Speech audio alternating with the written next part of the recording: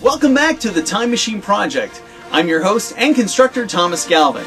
Now in this video blog, I have 3 specific things I'm going to be going over with you. First thing, I have some exciting news from the world of the internet. Next, we're going to go out to my workshop and see what I've been working on out there. And then finally, it's time to actually show you my costume that I've been making for the Time Machine Project itself. So as I said, first things first, some exciting news from the internet. Yours truly has been officially inducted onto the Time Machine Project page. I know that sounds kind of redundant since I'm calling mine the Time Machine Project, but there actually is a website called the Time Machine Project that has been created by Don and Mary Coleman. Now I've been using this website as a point of reference for my machine to get some good ideas on how to build mine. So lo and behold, I got an email the other day and asked to be a part of their website. Let me show you how to get there. So in order to find this site, you want to go to any web browser. I prefer to use Google. You want to search the Time Machine Project.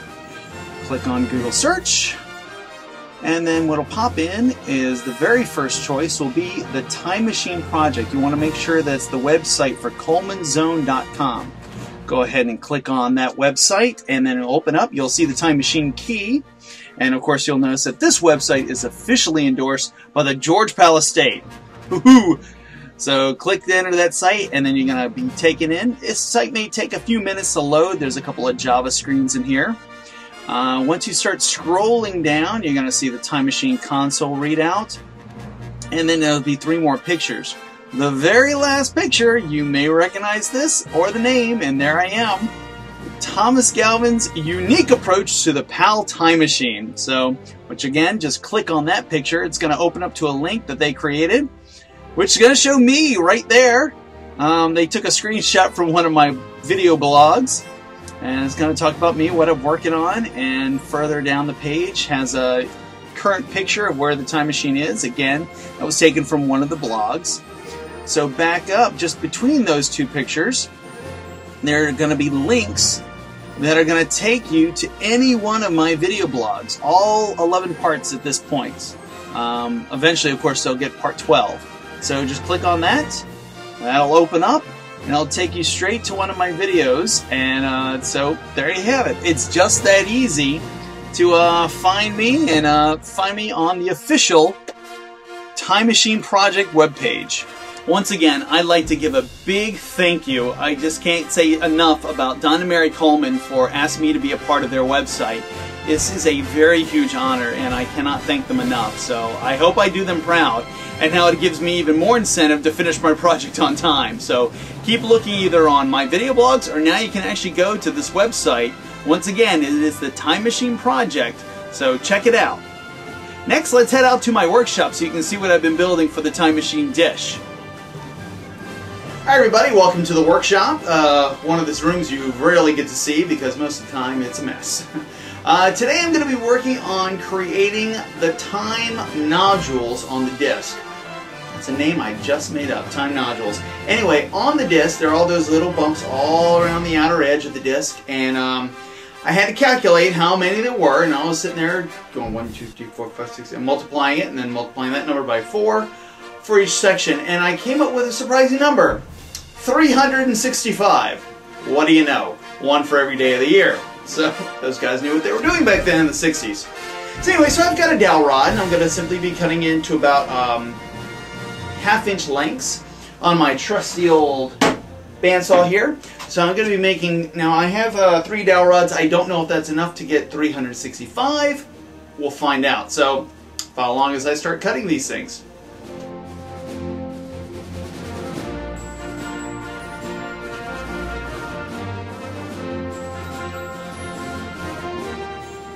Okay, just a little quick math. One of the dowel rods only produced 60 of the time nodules that I need. So, if my calculations are correct, I'm going to need 6 total dowel rods, and I've only got 3. So, I'm only going to be able to get half of these cut today. So, well, you're going to see the finished product anyway. So, just take it advised that I'm going to be cutting this 300 more times. Great! At this stage of the Time Machine project, I not only have to be concerned about the time machine itself, but I also have to be worried about what I'm going to be wearing on the time machine. So as you can see, I've started working on my costume. Actually, it's almost completed. Starting off with George's Victorian smoking jacket. This was accomplished by getting a jacket at the Salvation Army. It is a plaid pattern with some burgundies and blues, very close to the similar pattern of George's smoking jacket. Of course, you can't find these lapels anymore, so this is created from a shower curtain. The red fabric I found off of a shower curtain, and it has a nice shine. The original fabric was a quilted burgundy satin. Unfortunately, that material is very, very difficult to come across unless I wanted to custom make it, and I just don't have the budget for that. To attach it, I use a product called fusible webbing, which can be picked up at any fabric store. It's basically create your own iron-on.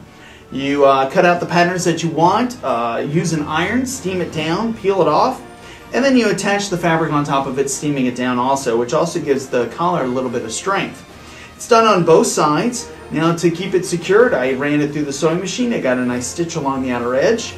Now, the original lapel, of course, had a notch about right here, which I filled in with felt beforehand to make sure this look is very seamless and smooth. On the inside of the collar, I did have to hand stitch down this collar to make sure it didn't pull up from the fusible webbing. And then also, I have the pockets. The pockets were also done purely with fusible webbing on both sides, which gives a good look. The cuffs, not so much fusible webbing. A lot of hand stitching is involved in this. Fusible webbing was used just on the top edge to roll it over and create a hem, a nice edge. And then all along the top edge here, it has been hand sewn so that it doesn't come off. The outer tip edge of the cuff was run through the sewing machine. The inside will also be hand stitched, so that'll also not pull up. As you can see on the other sleeve, I still need to hand stitch this down. I do have the pointed cuffs just as the original film had. So we'll see how this goes along in a few minutes. Once I get done with this, I'll move on to my Victorian waistcoat, which you'll see what I acquired for that. And then hopefully later on we'll see it all put together and I'll be your test model. So we'll see how this goes. I got some hand sewing to do, so catch up with me just a little bit later on. Another part of my costume is going to be the Victorian vest, which you see before you here. I was able to acquire this vest from a confidential source.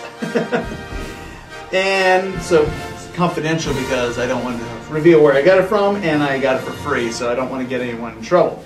Anyway, so I got this vest, and what I've done is I took off the old buttons, which were just a plastic button, and I was able to find these kind of antique looking brass buttons. They have a little crest on there.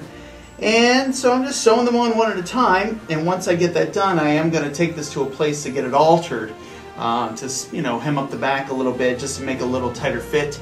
And I don't know if I'll get the collar put on here, but we'll see. If I do, I do. If I don't, I don't. I think it still looks good. I do like the brass kind of overtones of the waistcoat here. The original waistcoat I know was kind of a champagne silver. I have not been able to find anything. A lot of the silvers I found out there are very almost white, a silvery white. And I want a nice contrast to the shirt that I have. My shirt's going to be white, the tie's going to be black. So I wanted some nice contrast, and I think this will be nice with the brass color. I do own a red vest, but again, the red is a little bit too close to the jacket, smoking jacket that I've got. So I want some contrasting colors with my outfit here, and I think this is going to pull it off nicely. So I'm just going to finish up sewing some buttons here, so we'll see what this looks like all put together in just a few moments. As any time traveler can tell you, it's always important to look your best, because you'll never know which century you may drop in on. My costume's now complete, and I do have one final accessory. It's this beautiful pocket watch, which was given to me by my father, which in turn was given to him by his father. In the back it has all of our initials along with our graduation dates of our high school years. So this will make a wonderful completion to my costume. And besides, it's always important to keep track of what time it is back home. Now that my costume is done, I can focus all my attention on completing my time machine and have it ready by my Halloween projected date. So, until my next video blog, I'll see you in the future.